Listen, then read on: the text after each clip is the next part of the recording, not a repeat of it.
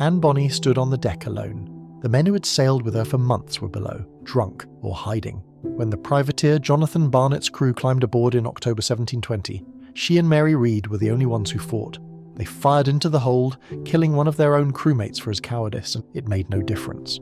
The ship was taken. This is not a story about execution. Execution would have been quick. What happened instead took 5 months, and for one of them, it never ended at all. The Caribbean colonial courts operated on a simple principle. Pirates were enemies of all mankind. The sentence was death. There was no appeal. There was no mitigation. The law existed to produce bodies for the gallows, and in Jamaica, in 1720, it worked with efficiency. Calico Jack Rackham, the captain, was tried on November the 16th at the Admiralty Court in Spanish Town. The proceedings were brief. The evidence was entered. Witnesses testified that the crew had robbed merchant vessels, brandished weapons, threatened lives. The verdict was guilty. The sentence was death by hanging. Rackham was executed 2 days later. His body was placed in a gibbet and displayed at the entrance to Port Royal Harbour, a warning to other sailors. The cage would hold his corpse until it rotted away. In the tropical heat, that would take weeks.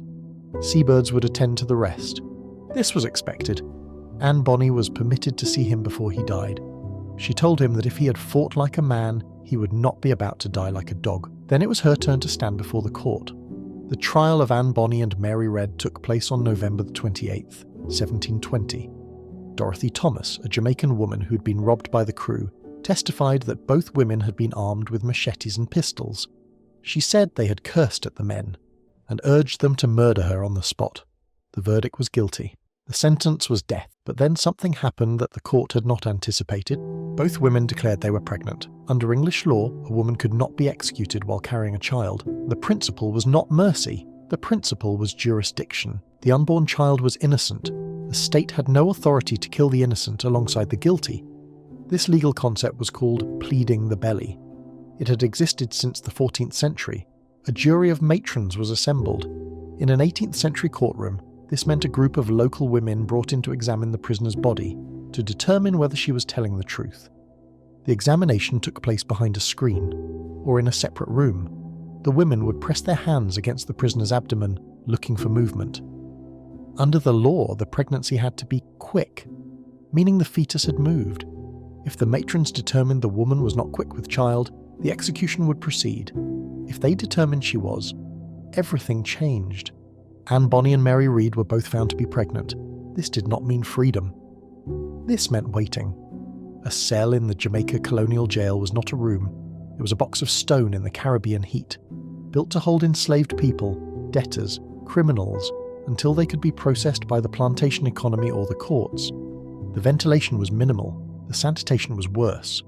Disease moved through these spaces like weather. Mary Read had spent years disguised as a man. She had served in the British infantry in Flanders. She had worked as a sailor on merchant ships and privateers before joining Rackham's crew. Now she sat in a cell designed for bodies that did not matter, waiting for her body to produce the one thing that could keep her alive a little longer. Somewhere in the same facility Anne Bonny waited too.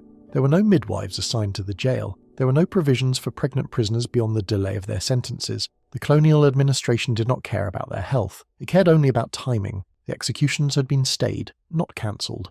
Once the women gave birth, the legal obstacle would be removed, and the sentences could be carried out. This is what the system was designed to do. Mary Read never made it to that point. The records from St. Catherine's Parish list her burial on April 28, 1721. The cause is recorded as fever. She had been in that cell for 5 months. Some accounts suggest she died in childbirth. Others say the fever took her before she could deliver. There is no record of an infant being buried alongside her. The parish register notes only her name and her occupation. Mary Read, pirate. She was approximately 30 years old. She had survived infantry campaigns, pirate attacks, hand-to-hand combat on the deck of a ship. She died in a room not much larger than a coffin, waiting for bureaucratic permission to be killed. This is where the story breaks. Because Anne Bonny did not die, the records do not show her execution, the records do not show her release. The records do not show anything at all. Captain Charles Johnson, whose 1724 book on piracy remains the primary source for this period, wrote that she was continued in prison to the time of her lying in and afterward reprieved from time to time, but But what is become of her since we cannot tell? Only this we know, that she was not executed. She vanished. Some historians believe her father, a wealthy lawyer in the Carolina colonies, arranged for her release through bribery or political connections. Some believe she was quietly freed after giving birth, and returned to Charlestown under a different name. A burial record from St. Catherine's Parish in Jamaica lists an Anne Bonny in December 1733, 13 years after her trial. But there is no way to confirm whether this is the same woman. The uncertainty is the point. The colonial legal system had no mechanism for tracking what happened to a female prisoner after her sentence was stayed. It had mechanisms for killing pirates. It had mechanisms for holding enslaved people. It didn't have mechanisms for women who had done something the system could not process. Anne Bonny had been convicted of piracy and sentenced to death. She had pleaded her belly, been examined, found pregnant, and then she had entered a space in the records where the Empire simply stopped looking. This was not rare, it was policy. When a woman pleaded her belly, she entered a kind of administrative limbo. The execution was delayed, but the conviction remained. If she gave birth and survived, the sentence could theoretically be reinstated. But in practice, the courts often moved on. New cases arrived. New pirates required new trials. The pregnant woman in the cell became someone else's problem. And eventually she became no one's problem at all. Some were eventually hanged. Some were transported to penal colonies in the Caribbean or Australia. Their death sentences commuted to lives of indentured labour. Some simply disappeared from the records, their fates unknown. The system did not care what happened to them. The system cared only that they had been processed. Mary Red was processed. She entered the cell pregnant and convicted. She exited the cell dead and buried. The paperwork was complete. Anne Bonny was not processed.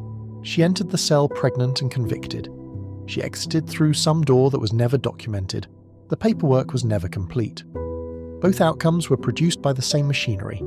The jails of colonial Jamaica were not built for rehabilitation. They were not built for punishment in the modern sense.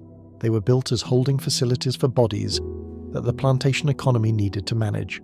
Enslaved people awaiting sale, debtors awaiting payment, criminals awaiting execution or transportation. The conditions in these facilities were shaped by a simple calculation. The bodies inside were worth maintaining only if they would eventually produce value for someone. A healthy enslaved person could be sold for profit. A healthy debtor might eventually pay. A healthy criminal could be executed as a public spectacle that reinforced colonial authority. A pregnant female pirate produced nothing. Her body was a legal inconvenience, not an asset. The cell that held her did not need to keep her healthy. It only needed to keep her contained. Until the inconvenience resolved itself one way or another. Mary Red's fever resolved the inconvenience. Anne Bonny's disappearance resolved it differently. The Empire got what it needed either way. The problem had gone away. When Calico Jack's body hung in its cage at the entrance to Port Royal, it sent a message. The state had authority over life and death. Pirates would be found and killed. Order would be maintained.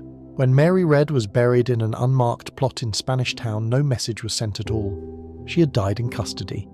The cause was fever. There was no spectacle. There was no warning. There was only a line in a parish register. And then nothing. When Anne Bonny vanished from the records, even less remained. Not a body, not a grave, not even confirmation that the state had completed what it started, just an absence where a person had been. The men were hanged for the public, the women were processed in private. The difference was not about mercy. The difference was about what the system found useful. A hanging taught lessons. A woman rotting in a cell taught nothing. A woman disappearing into the bureaucracy taught even less.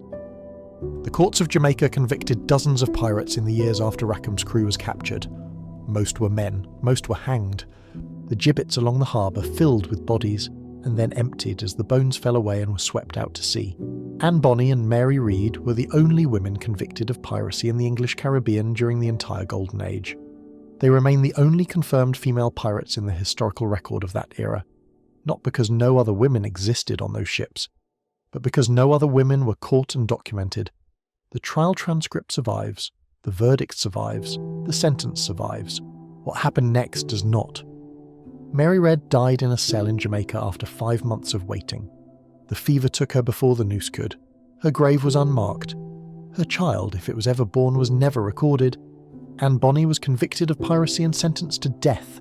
She pleaded her belly, was examined, found pregnant, held in custody awaiting the resolution of her condition.